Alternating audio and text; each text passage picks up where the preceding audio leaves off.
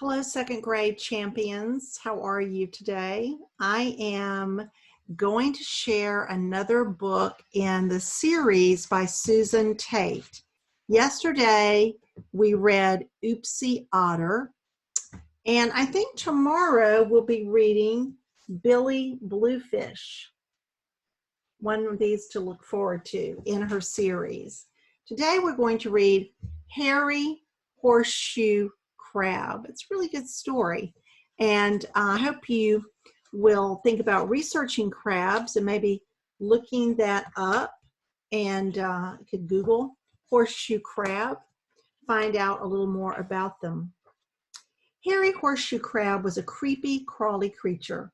He looked like a prehistoric monster. Harry had 5 pairs of walking legs and 4 eyes.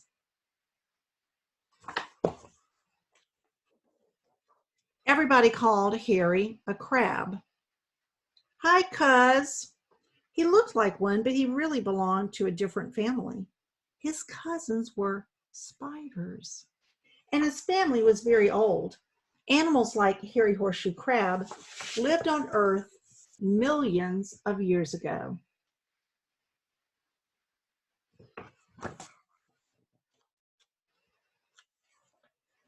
Harry lived in a big touch tank at an aquarium.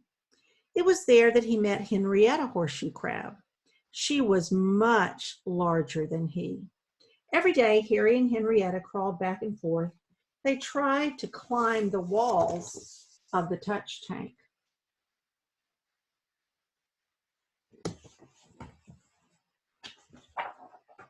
Children came to see the harmless, crawly creatures. Sometimes they picked up Harry by his tail and left him upside down. But Harry could turn himself right side up with his long, sharp tail.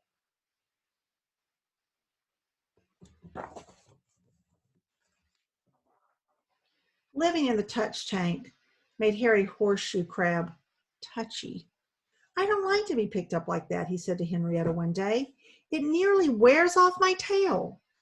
Well, crawl over here by me, urged Henrietta. She had learned to stay at the back of the tank, away from everyone.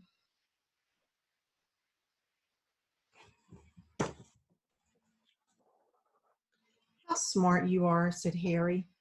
You are a real blue blood. Now, Harry and Henrietta did have blue blood. It wasn't red like humans. One day they decided at the aquarium to give Harry and Henrietta to a lab. The lab was a place where humans took blood from horseshoe crabs. The blood was used to test medicines and save lives. It was very special.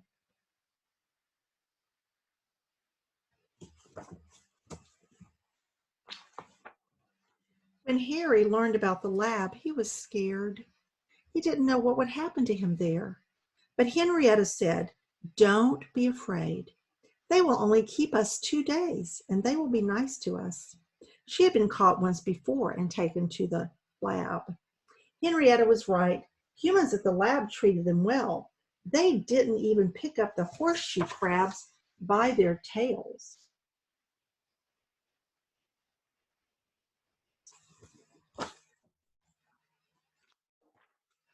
After Harry and Henrietta had given blood, came the nicest surprise of all. They were turned loose in the sea. Harry Horseshoe Crab was happy. He swam with Henrietta to a place called Tween Waters. "Let's look for shellfish," he said.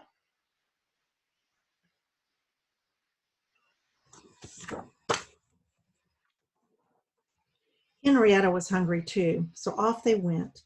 They plowed along the bottom looking for little clams. But it was springtime, and Henrietta Horseshoe Crab was soon thinking other thoughts.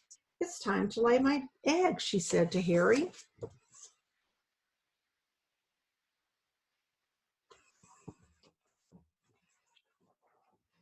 Harry knew then that it was time for him to hitch a ride with Henrietta.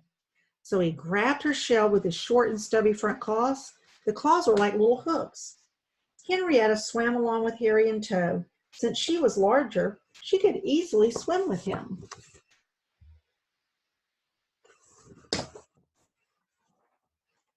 They soon came to a beach and crawled ashore.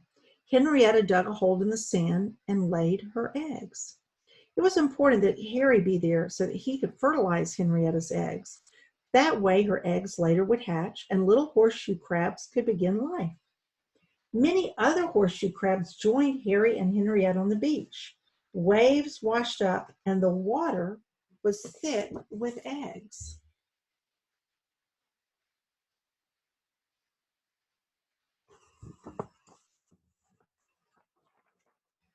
After a while, Harry and Henrietta swam back to Tween Waters.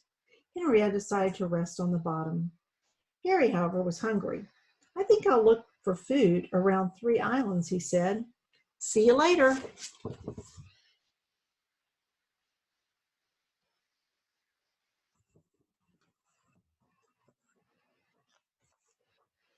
Then Harry Horseshoe Crab scooted across a shoal to search again for shellfish.